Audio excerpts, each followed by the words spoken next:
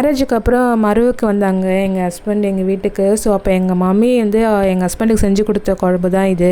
Already ஒரு பெரிய non veg லவராக அவர் வந்து இந்த குழம்பு சாப்பிட்டதே கிடையாது.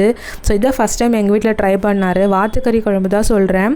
இது ரொம்ப டேஸ்ட்டாக இருக்கும், என்னோட ரொம்ப ஃபேவரட்டும் கூட. ஸோ இது வந்து ரொம்ப உடம்புக்கும் ரொம்ப நல்லது. இது வந்து குளிர்ச்சியும் கூட உடம்புக்கு. இது வந்து நீங்கள் கண்டிப்பாக ஒரு வாட்டியாச்சும் ட்ரை பண்ணி பார்க்கணும். இதுக்கு என் ஹஸ்பண்ட் டாப் ஃபேனாகவே ஆகிட்டார். எப்படி செய்யலாம் பார்க்கலாம். ஸோ ஒரு பெரிய துண்டு இஞ்சி, ஒரு கை ஃபுல்லாக பூண்டு எடுத்துக்கிறேன்.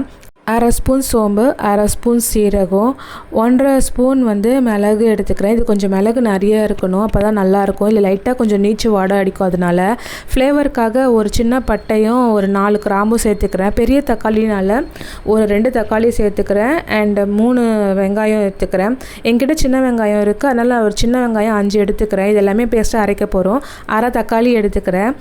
இதை பேஸ்ட்டாக அரைச்சிடணும். யூஸ்வலாக வந்து நம்ம பாய்லர் கோழியில் வந்து கொழுப்பெல்லாம் நிறைய இருக்கவே இருக்காது.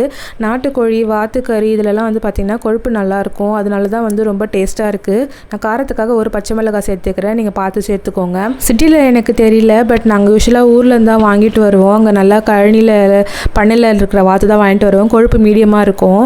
ஸோ ஒரு குக்கரில் வந்து எண்ணெய் ஊற்றி கடுகு போட்டு தாளிச்சிட்டு பட்டை, கிராம்பு எல்லாம் சேர்த்துக்கிறேன். இப்போ வெங்காயமும் பச்சை மிளகாவும் போட்டுட்டு லைட்டாக உப்பு சேர்த்து வதக்கிக்கிறேன். வெங்காயம் வதங்கினதும் நம்ம கட் பண்ணி வச்சுருக்க தக்காளியும் ஆட் பண்ணிவிட்டு அது நல்லா மசிஞ்சதுக்கப்புறம் நம்ம அரைச்சி வச்சுருக்க மசாலா போட்டு ஒரு 2லேருந்து 3 நிமிஷம் அந்த ரா ஸ்மெல் போகிற அளவுக்கு வதக்கிடலாம். அப்புறம் 1 ஸ்பூன் மஞ்சள், 2 ஸ்பூன் வந்து குழம்பு மிளகாத்தூள் சேர்த்துக்கிறேன். அதுக்கப்புறம் கறி போட்டுட்டு பெரட்டிட்டு நல்லா ஒரு 2 நிமிஷம் பெரட்டிட்டு அதுக்கப்புறம் உப்பு செக் பண்ணிக்கோங்க, காரம் செக் பண்ணிக்கோங்க. கம்மியாக இருந்தால் ஆட் பண்ணிவிட்டு தண்ணி நல்லா ஊற்றி குக்கர் போட்டு ஒரு 5 விசில் போட்டு எடுத்துட்டிங்கன்னா நம்மளுடைய ரொம்ப டேஸ்டியான வாத்துக்கறி ரெடி. இது கொஞ்சம் தண்ணியாக இருந்த மாதிரி இருந்தது, லைட்டாக சுண்ட வச்சுக்கிட்டேன். ஒன்ஸ் இந்த குழம்பு நீங்கள் சாப்பிட்டுட்டிங்கன்னா அதுக்கப்புறம் விடவே மாட்டிங்க. டேஸ்ட் அப்படியே ஒட்டிக்கும் நாக்கில். ஸோ அடிக்கடிக்கு செய்ய சொல்லுவாங்க. ஸோ நமக்கு சமைக்கிறத விட வீட்டில் இருக்கிறவங்களுக்கு தான் அதிகமாக சமைப்போம். உங்கள் வீட்டில் நான்வெஜ் லவர்ஸ் யாராச்சும் இருந்தாங்கன்னா கண்டிப்பாக இதை செஞ்சு கொடுங்க. அடிக்கடிக்கு செய்ய சொல்லி கேட்பாங்க. உடம்புக்கும் ரொம்ப நல்லது கூட. இது பார்க்கவே அவ்வளோ இதுவாக இருந்துச்சு, எனக்கு பசி தாங்க முடியல. உடனே ஒரு தோசையை ஊற்றி குழம்பு ஊற்றி சாப்பிட ஆரம்பிச்சிட்டேன். நான் ஊருக்கு போயிருந்தேன். நான் எப்போல்லாம் ஊருக்கு போகிறேனோ அங்கே கண்டிப்பாக வாத்துக்கறி நான் சாப்பிடுவேன் செஞ்சு. ஸோ நீங்களும் ட்ரை பண்ணி பாருங்கள்.